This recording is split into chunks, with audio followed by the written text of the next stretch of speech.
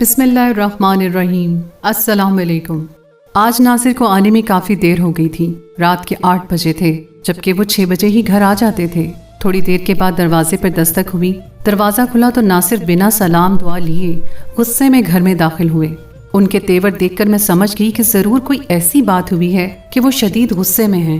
ان کا رخ شزا بیٹی کے کمرے کی طرف تھا۔ وہاں جا کر وہ اس کو نہ پا کر اور غصہ ہو گئے۔ وہ مجھ پر چلانے لگے کہ شزا رات کے اس وقت کہاں گئی ہے؟ کیا ہو گیا ہے ناصر؟ یہی کہیں ہوگی، اس میں غصہ کرنے والی کون سی بات ہے؟ تب وہ چھت کے کمرے کی طرف گئے۔ وہاں جا کر اسے پاگلوں کی طرح ڈھونڈنے لگے۔ اتنے میں شزا باتھ روم سے نکل آئی۔ شزا کو دیکھ کر ناصر کا غصہ جیسے 7ویں آسمان پر پہنچ گیا۔ وہ اسے بازو سے پکڑ کر دوسرے کمرے میں لے گئے جو گھر کی طرف بنا ہوا تھا۔ شزا چلاتے ہوئے اپنا ہاتھ چھڑانے لگی، مگر ناصر بہت غصے میں تھے۔ انہوں نے اپنی بیٹی کو بے دردی سے کمرے میں پھینکا اور باہر سے دروازہ بند کر دیا۔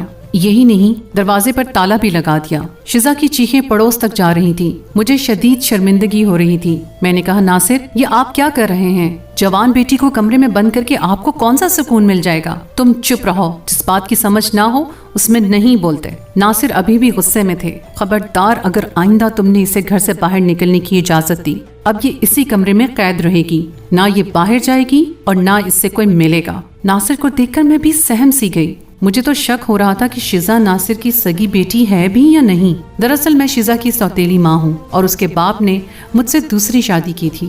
شزا کی پہلی ماں مر چکی تھی، جبکہ وہ اپنی ماں کو یاد کر کے رویا کرتی تھی۔ میں نے اسے پیار محبت دینے کی بہت کوشش کی، مگر لاکھ کوششوں کے باوجود بھی وہ مجھ سے گھل مل نہ سکی۔ بہرحال وہ مجھ سے چھوٹی تھی، میرا اس سے کیا مقابلہ؟ اسے کمرے میں بند دیکھ کر میرا دم گھٹتا۔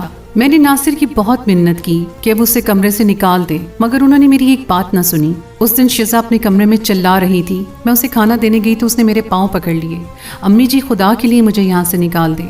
بابا سے پوچھے میرا قصور تو بتا دے، میں نے کیا ہے کہ انہوں نے مجھے کمرے میں بند کر دیا ہے؟ کیا میں اپنی سہیلیوں سے بھی نہیں مل سکتی؟ وہ میرے پاؤں میں پڑی رو رہی تھی۔ مجھے اس پر ترس آ گیا۔ بن ماں کی اولاد بھی زمانے کے ہاتھوں کتنا رسوا ہوتی ہے۔ میں تمہارے لیے کیا کر سکتی ہوں بیٹی؟ تم جانتی ہو ناصر کا غصہ کتنا سخت ہے، وہ مجھے بھی نہیں چھوڑیں گے اگر میں نے تمہیں یہاں سے نکالنے کی کوشش کی۔ کمرے میں بند شزا سے میں باتیں کر رہی تھی کہ فون کی گھنٹی بجی۔ میں فون کی طرف دوڑی اور دروازہ کھلا رہ گیا۔ شزا شاید کمرے سے باہر نکل گئی ہوگی۔ میں فون پر باتیں کرنے لگی۔ میری نند کی کال تھی، کہنے لگی ہم نے احمد کا رشتہ طے کر دیا ہے، لڑکی والوں کو جلدی ہے، اگلے ہی مہینے ہم اس کی شادی کر رہے ہیں، تم لوگوں نے لازمی شرکت کرنا ہے۔ نند کی طرف سے احمد کی شادی کی خوشخبری سن کر میں سوچنے لگی، شزا کو اپنے ساتھ شادی پر لے جاؤں گی۔ یقیناً اس کے بابا اتنے قریبی گھر کی شادی میں اسے جانے سے نہیں روکیں گے۔ تبھی میری توجہ شزا کے کمرے کی طرف گئی۔ دیکھا تو وہ کمرے میں موجود نہیں تھی۔ میرا دل دھک سے رہ گیا۔ میں بھاگتی ہوئی اس کے کمرے میں گئی تو دیکھا وہ فرش پر اوندھی پڑی رو رہی تھی، جبکہ اس کے ہاتھ میں ایک چھوٹا سا کاغذ کا ٹکڑا بھی تھا۔ میں نے بڑی مشکل سے اسے وہاں سے اٹھایا، مگر شزا اپنے کمرے سے نکلنے کو تیار نہ ہوئی۔ بالآخر مجبور ہو کر میں نے اس کے کمرے کو تالا لگا دیا۔ رات کو ناصر آئے، شزا کا پوچھا تو میں نے بتا دیا کہ اس کا دل گھبرا رہا تھا، اس لیے اسے اس کے کمرے میں بند کر دیا ہے۔ بولے یہ وہاں سے نکلنے نہ پائے، باہر کی کھڑکی کو بھی تالا لگا دو۔ میں ہرگز برداشت نہیں کروں گا کہ میری بیٹی کے بارے میں کوئی بات کرے۔ بہتر ہوگا کہ تم اسے سنبھالو، ورنہ مجھ سے کسی قسم کی امید مت رکھنا۔ اپنے شوہر کی بات کا مان بھی رکھنا تھا اور شزا کو ظلم سے بھی بچانا تھا۔ میں نے حامی بھر لی، مگر اگلے ہی ہفتے احمد کی شادی تھی۔ میں نے اپنے شوہر سے بات کی کہ اگر ہم شزا کو شادی میں بھی نہیں لے کر جائیں گے تو لوگ ہم سے 100 طرح کے سوالات کریں گے، خواہ بدنامی ہماری ہی ہوگی۔ سو بہتر ہے کہ آپ شزا کو شادی میں شرکت کرنے دیں۔ اگر اسے روکیں گے تو مسئلہ خواہ ہمیں ہی ہوگا۔ وہ بولے صحیح بات ہے، تم ٹھیک کہتی ہو، لیکن اس بات کا دھیان رکھنا کہ شزا کہیں جانے نہ پائے۔ اگر ایسا ہوا تو میں تمہیں نہیں چھوڑوں گا۔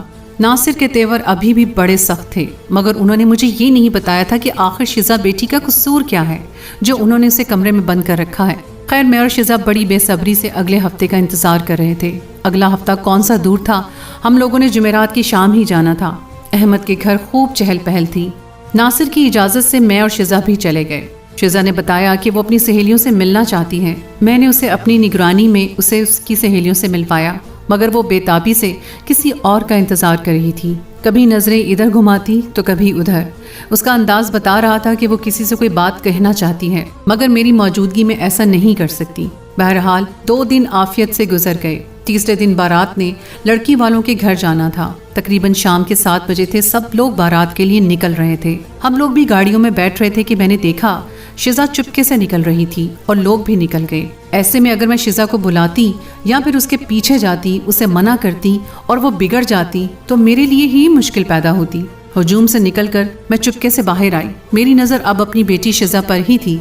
वो सड़क के उस पार चली गई। रात के अंधेरे में न जाने वो किससे मिलने, क्या बात करने जा रही थी। वो कोई प्यार मोहब्बत का किस्सा नहीं था, इतना तो मैं जरूर जानती थी।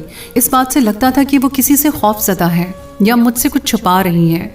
खैर मैं शिजा के पीछे पीछे चली गई। उसने सड़क पार की और दाएं बाएं देखती आगे बढ़ने लगी। मैं भी खोज लगाना चाहती थी कि आखिर शिजा कहाँ जाती है। थोड़ा आगे चलकर वो एक पीसीओ में दाखिल हुई। वहां से उसने किसी को फोन किया और फिर पीसीओ के बाहर ठहर कर इंतजार करने लगी। तकरीबन 5 मिनट ही गुजरे होंगे कि एक बड़ी सी काले रंग की गाड़ी शिजा के पास आ गई। शिजा बहुत शान और बेनियाजी से गाड़ी में बैठ गई। तब मुझे एहसास हुआ कि मैंने बहुत देर कर दी। मैं गाड़ी के पीछे भागी, उसे आवाजें दी मगर उसने कोई ध्यान नहीं दिया। मुझे शदीद दुख और तकलीफ का एहसास हो रहा था और अपने शौहर का डर भी था कि अगर शिजा इस वक्त रात को कहीं गुम हो गई तो मेरी खैर नहीं। इत्तेफाक से वहां से उसी वक्त एक टैक्सी गुजरी। मैंने टैक्सी को रोक लिया और उसे उस गाड़ी के पीछे चलने का कहा। टैक्सी वाले ने ऐसा ही किया। सामने वाली कार चलती जा रही थी, यहाँ तक कि कार चलते चलते एक ऐसे इलाके में दाखिल हो गई जहाँ पर शरीफ लोग नहीं जाते। मैं ये देखकर हैरान रह गई कि मेरी बेटी यानी कि नासिर की बेटी इस कदर घटिया काम भी कर सकती है कि रात के अंधेरे में इस बाजार आए जहाँ पर शरीफ लोगों का जाना नहीं बनता, बल्कि वहाँ का नाम लेना भी लोग पसंद नहीं करते। मगर मैं मजबूर थी कि मेरी बेटी वहाँ जा रही थी। टैक्सी वाला भी समझ गया था कि ये कौन सा इलाका है। आसपास से आती मौसीकी की आवाजें, हर दरवाजे में खड़ी एक खूबरू हसीना जिसके कपड़े नीम ओढ़े हुए, ये देखकर साफ अंदाजा लगाया जा सकता था कि ये इलाका कौन सा है। टैक्सी वाला अब कुछ हिचकिचा रहा था। गाड़ी आगे बढ़ती ही जा रही थी, यहाँ तक कि वो एक खूबसूरत से बंगले के सामने जाकर रुक गई। ये बड़ा आलीशान घर था। उसके आगे 2 सिक्योरिटी गार्ड भी थे और उस घर के सामने का माहौल बड़ा अजीब लग रहा था। मैंने टैक्सी ड्राइवर से कहा कि मुझे थोड़ा आगे उतार दो। कहने लगा, बीबी जी ये मोहल्ला आपके लिए ठीक नहीं है, आप शरीफ घराने की औरत लगती हैं। मैं तो आपसे यही कहूँगा कि आप यहाँ मत जाएं, वरना आपके लिए मुश्किल हो सकती है। मैं जानता हूँ कि आप उस लड़की के पीछे पीछे यहाँ आई हैं या फिर उस आदमी के लिए, लेकिन जब ये यहाँ से निकलेंगे तो तब आप उनसे बात कर लीजिएगा। अंदर जाना सही नहीं होगा। ड्राइवर की बात सही थी। मैं ऐसे माहौल में कभी नहीं गई थी। मैं बंगले के बाहर रुककर शिजा का इंतजार करने लगी। इतने में 2 सिक्योरिटी गार्ड आए और हमें वहां से जाने का कहा। उनसे बचने के लिए मैंने किसी औरत का नाम लिया। गार्ड से कहा कि वो उसका इंतजार कर रही है। उन लोगों की नज़र मुझ पर गई मगर उन लोगों ने मुझे कुछ ना कहा। बहरहाल हम लोग वहाँ कितनी देर रह सकते थे। 1 घंटा गुजर गया। जब शिजा बाहर ना आई तो मेरे हाथ पांव फूलने लगे। मैंने ड्राइवर से कहा, मुझे जाकर वहाँ पता करना चाहिए कि मेरी बेटी शिजा कहाँ गई। बोला, ये लोग बहुत सख्त हैं, एक बार जो यहाँ चला जाता है उसके लिए बाहर के रास्ते बंद हो जाते हैं। बेहतर है कि आप घर चली जाएं। ड्राइवर के मशवरे पर मैं वहाँ से वापस तो आ गई मगर मेरे दिल की दुनिया लुट गई थी। समझ नहीं आ रहा था कि नासिर से क्या कहूँगी कि शिजा कहाँ गई है। तब मैंने अपनी एक और रिश्तेदार खातून को राजदार बना लिया और उसे बताया कि शिजा उस जगह गई है जहाँ पर शरीफ जाना गवारा नहीं करते। शाहीन आंटी ने मुझे तसल्ली दी और बोली, ऐसे मामलों में लड़कियाँ लड़कों पर एतबार करती हैं जो उन्हें ठिकानों तक ले जाते हैं और फिर उनकी जिंदगियां तबाह कर देते हैं। लाजमन शिजा के साथ भी ऐसा ही हुआ होगा। मगर अच्छी बात यह है कि तुम उस कोठे का पता जानती हो। अब हम वहाँ उससे बाजियाब भी करवा सकते हैं, पुलिस की मदद से कार्रवाई भी कर सकते हैं। मगर मैं जानती थी कि शिजा किसी से प्यार नहीं करती, वरना वो मुझसे जरूर कहती। अगर उसने किसी लड़के से शादी करना होती, अमूमन वो अपने बाप से हर बात कह दिया करती थी। मगर ऐसा कुछ उन दोनों के बीच में था जिस पर ये बात नहीं करते थे। शिजा भी खामोश हो जाती और मेरे आने पर नासिर खुद भी खामोश हो जाते। रात के 10 बजे तक बारात वापस लौट आई। दुल्हा दुल्हन के साथ मिलकर बच्चे रस्में करने लगे। नासिर बोले, अब हमें घर चलना चाहिए, यहाँ ज़्यादा देर रुकना ठीक नहीं। गाड़ी में बैठने लगे ही थे कि वो शिजा का पूछने लगे। मैं खामोश हो गई। बिलाखिर उन्हें सारी कहानी बता दी। मेरी बात सुनकर वो गुस्से से पागल हो गए। मुझे बहुत बुरा भला कहा और खूब गुस्सा किया। मैं सर पकड़कर बैठ गई। मुझे बहुत पछतावा हो रहा था कि ये मैंने क्या कर दिया। बहरहाल मैंने उन्हें मशवरा दिया कि हमें थाने चलना चाहिए, भले बदनामी हो लेकिन हमारी बेटी तो वापस आ जाएगी। शौहर बोले कि ऐसा करना सही नहीं होगा, मैं पहले वहाँ खुद जाऊँगा। लेकिन मसला ये था कि नासिर को उस कोठी का नहीं पता था जो मैंने देखी थी। मगर मेरे हैरत की इंतहा उस वक्त न रही जब नासिर बोले कि मैं जानता हूँ बाजार हुस्न में वो कहाँ और किसके पास गई है और ये भी जानता हूँ कि क्यों गई है। उन्होंने मुझे घर ड्रॉप किया और खुश शिजा को लेने चले गए। मैं उनकी बातों पर गौर करने लगी। मैं सोचने लगी कि आखिर बाज़ार हुस्न में ऐसा क्या है कि बेटी भी वहाँ जा बैठी और बाप को उसके ठिकाने का पता है। दिल में कई बार ख्याल आया कि शायद शिजा नासिर की बेटी ही ना हो। रात के 1 बजे दरवाजे पर दस्तक हुई। मैंने दरवाज़ा खोला। बाहर बातों की आवाज़ें आ रही थीं। मैंने देखा सामने शिजा और नासिर खड़े थे। उनके साथ एक उढेर उम्र औरत भी खड़ी थी जो तकरीबन 48-39 साल की होगी, मगर उसके चेहरे पर काफ़ी झुर्रियाँ थीं। वो बहुत उदास और बीमार लग रही थी। कुछ ना समझते हुए मैंने उन लोगों को अंदर आने का कहा। नासिर अपने कमरे में चले गए जबकि शिजा उस औरत के साथ दूसरे कमरे में चली गई। मैं उन दोनों की बातें सुनने उनके पीछे पीछे गई जबकि ये दोनों एक दूसरे से लिपट कर रो रही थीं। लग रहा था ये दोनों एक दूसरे को काफ़ी अरसे से जानती हैं। मैंने उन लोगों को उस वक्त कुछ ना कहा और खुद भी सोने चली गई। नासिर मुझसे नाराज थे। उन्होंने मुझसे ज़रा भी कलाम न किया और खुद सो गए। सुबह उठे तो नाश्ता किए बिना ही ऑफिस चले गए। मैं शिजा का नाश्ता बनाने लगी।